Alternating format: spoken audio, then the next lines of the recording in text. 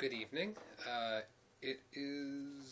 Looks like it's going to be a possible double or triple video this week. Well, it's definitely going to be a double video this week. Welcome to something a little bit different on Shallibodhran. Not so much a lesson in playing, but more to do with homebrew stuff. If you're really into your playing, we are sometimes, us Bodhran players are generally known as a bit of collectors. You know, whether we collect drums or whether we collect the stuff to play them on.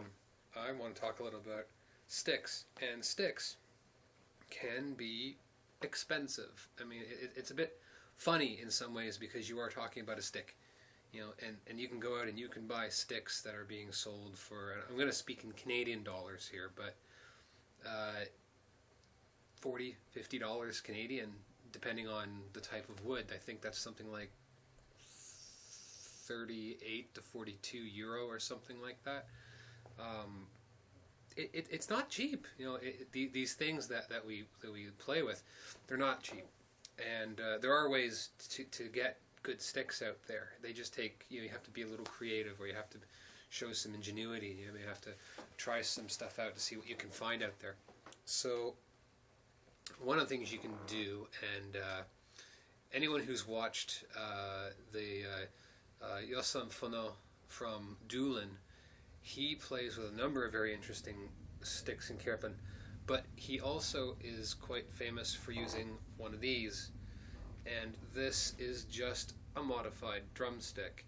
His is longer than mine. Mine's actually rather short because I actually favor the shorter stick in this case, but it's a hickory drumstick that has been cut and filed and cut and tapered, so that I have generally a smoother, rounder, and I cut it like this. I experimented and I bought a bunch of cheap sticks actually from a music store that had a mismatch a barrel of sticks, and some of them had mates that were broken and some of them that were no good, and you know, you can find really good sticks out there, and I bought about 6 or 7 of them for like $2 each, and experimented with different types, and this was the one out of all that actually sounded very good.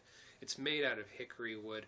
All I did was apply a clear coat of varnish on it, and that's it. That's why it's kind of shiny. That's really it, though. It added the little elastic here to add for a grip, for my grip and whatnot. But this is a $2 stick that performs very well, and I've cut it to my specifications and my length of enjoyment. So, you know, drop into music stores, see what else you can play with. You know, there are brushes out there, jazz brushes, soft hit brushes, mallets and things that you generally won't see Bodhran players using, but you can definitely use them. They work really well. I don't have my jazz brush with me, but if you watch the Rodin Snody videos from Skanamara about jazz brush, he does 2 videos about it, one where he's singing in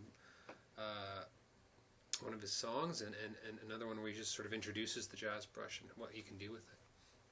So yeah, be a little creative, or be thrifty. You can, remember, you're buying a stick, you're not buying a car, and you're certainly not buying a drum. You're buying something that's relatively simple. I mean, compare that to and hickory wood is really common. You can find it in baseball bats and whatnot, versus woods that are more like this, which is more of ebony, macassar ebony, more expensive, more rare. If you're getting into rarer woods, you know, or other specialized woods, lignum vitae, for example, is an oily wood, more rare than, say, hickory is, and you'll be paying money for that, some serious money for that. Another really popular thing are sort of the hot rod type sticks, and these are usually a bundle of sticks arranged in a sort of a, you know, some sort of geometric figure or whatever, or a round figure, and they're bundled together. And there's the old way of taking a bunch of doweling, putting all together, cutting them to length, sanding them down, and then sticking an elastic band on them, and then a little bit of electrical tape. It actually works really well. All the ones that I use actually are ones that I've made myself. They're all ugly. None of them are particularly beautiful to look at. You know, that might change in the future, but they're all basically, you know, taking things like this. This is bamboo. And if you are going to use bamboo, be careful, because bamboo's a grass, and bamboo, you can actually peel sections off of it, and bamboo is very, very sharp. So if you hammer it down, or if you're not careful with sealing bamboo, you can actually cut the skin on your drum, and you have to be careful with that. So yes, you can buy dollar store skewers of bamboo. That works quite fine, but you got to be very, very, very careful with how you cut them and how you assemble them and whatnot.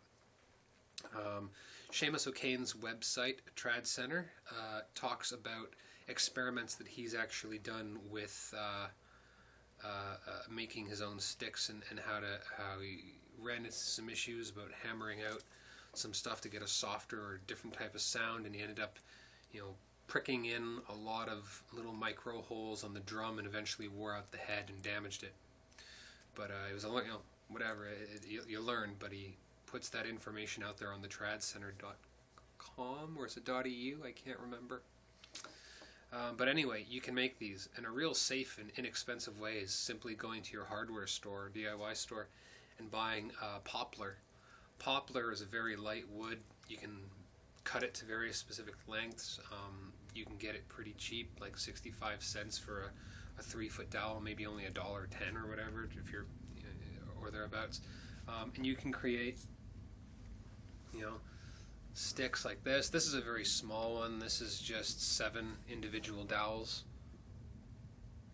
There you go. 7 individual dowels. There we are. Not so blurry. With just a simple elastic band. And, I taped it. And I also put on the end here, I went to the dollar store and literally just bought a bunch of those really cheap pens that never work properly. They're really, really cheap. They were like 25, 50 cents each. But I took the rubber grips off of them, and you slide them on here. And now I have a non-slip grip, and I just added a little bit of a topper here with more elastic bands. Again, it's not very pretty, but it is highly effective and very, very comfortable. And again, you can just simply control the sound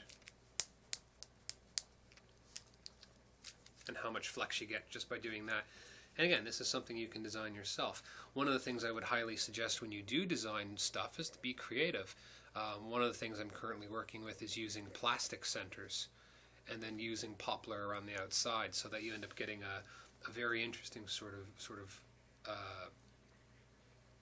more of an African stick, where it has a very loose, clunky sound versus a very hard concentric thump. This is basically the same idea done with bamboo. And what I did with the bamboo to prevent it from splitting is that I actually treat it with a decking stain or a decking clear coat. I just give it a very light brushing over. I put them all together and leave it as it is.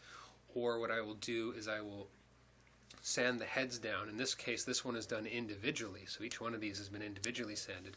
And what I'll do is I'll take a piece of computer paper after they've been sanded, just really typical A4 paper, and then put it on the paper and just burnish all of it closed, so that the ends of each bamboo dowel aren't going to split open and cause problems. They're just going to stay nice and tight. But I have experimented using other ones. This one's also bamboo.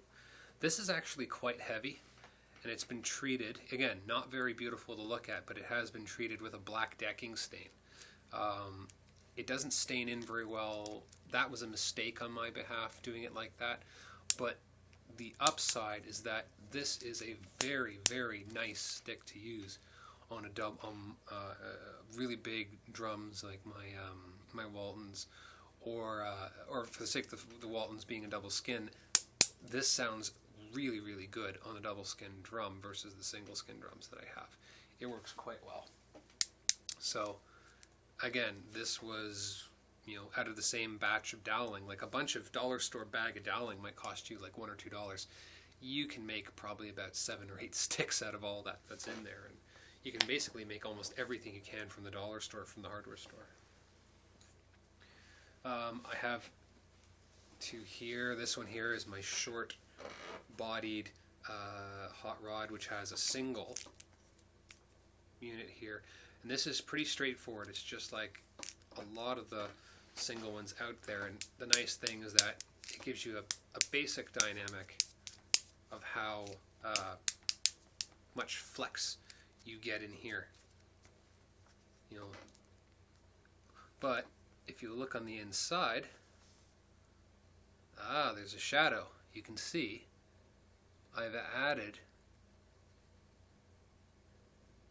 there's an outer rung and an inner core. And this provides a different type of flex and a different type of sound. This different type of sound allows for a slightly different sound off the drum. It allows for a little more flex at the tip, but it stays very rigid. It gives it a really interesting sort of tone on all the drums. It's better on my single skin drums, my RWE especially. But it gives a really sort of quick response back with extra flex. And then I just added sort of this really easy catch for the inside pit of my hand, because this is generally the one that gets played like this. Maybe like this sometimes, but this is generally for the pit of my hand. This one's specifically for that weird inside baby grip. I took that even a bit further and came up with this thing. This is, again, not very pretty to look at, though it's quite colorful.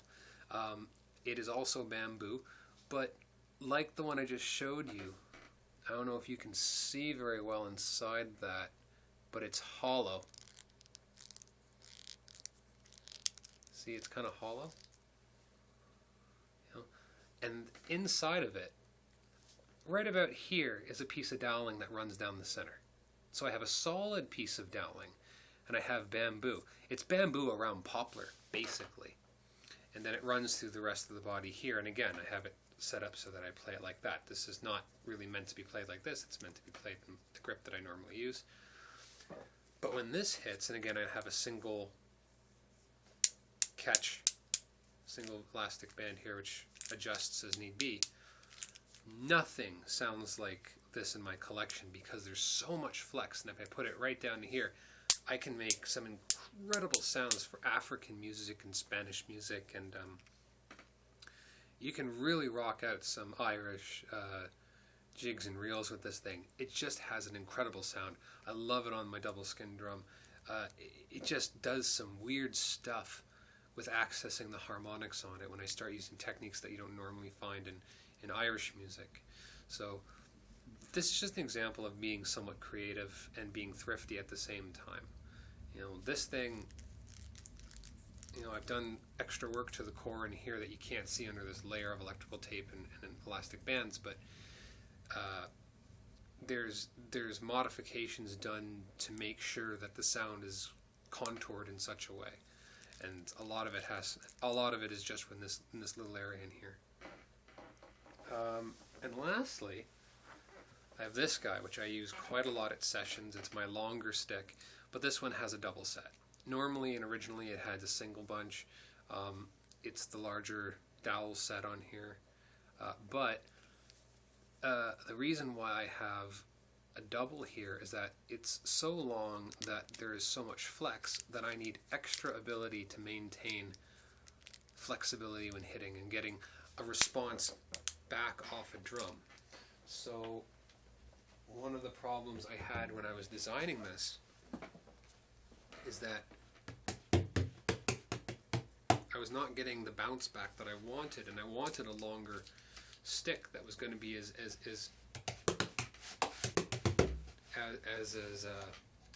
my tuning's way down, as flexible in sound as the rest of mine. And I was wondering what's going on and how come I'm not getting good sound. And even though I still had a binding ring on here of elastic on the main section here, main shaft, it still sounded terrible. And I found out that part of the problem was that there was too much flex happening behind the head. And on something like this, more flex is even happening back here as much as there is up here. And this allows me to adjust distance for bounce back.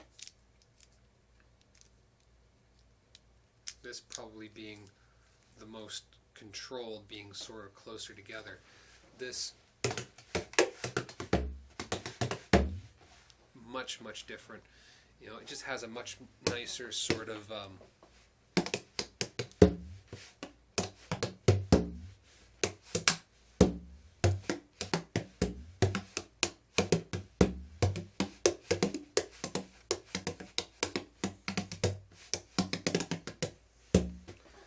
just seems to bounce back a lot better. It bounces very similar to this one.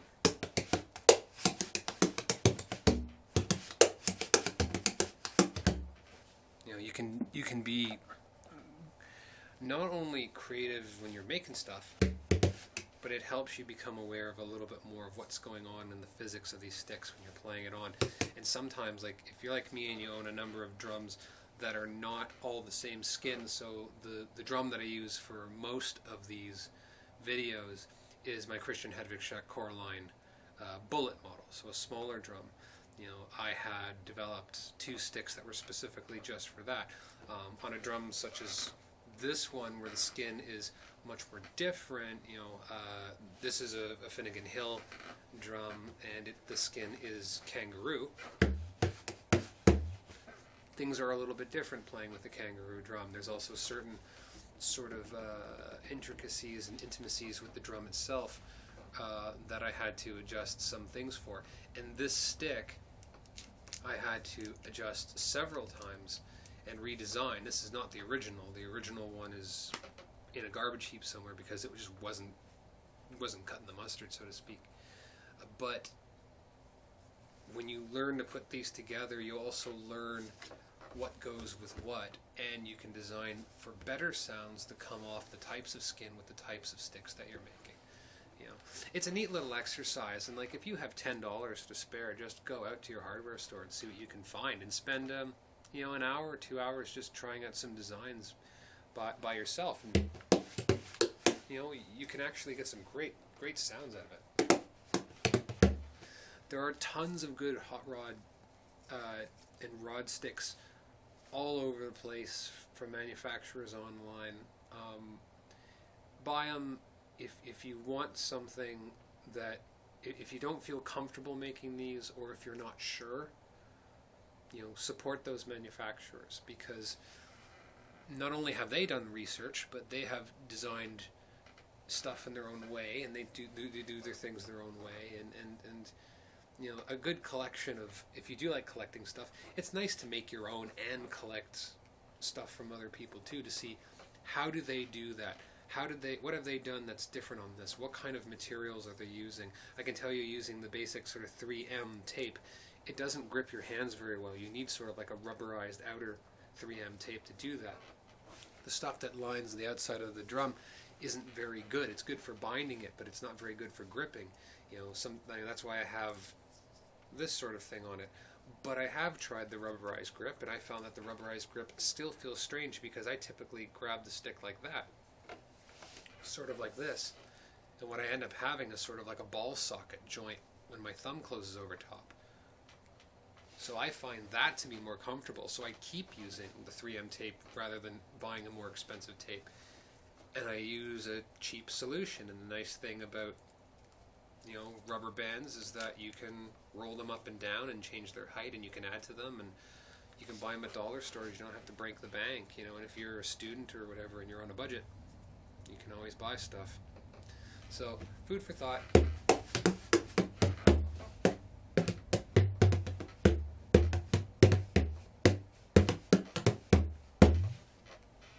Try things out. Have a good night, folks.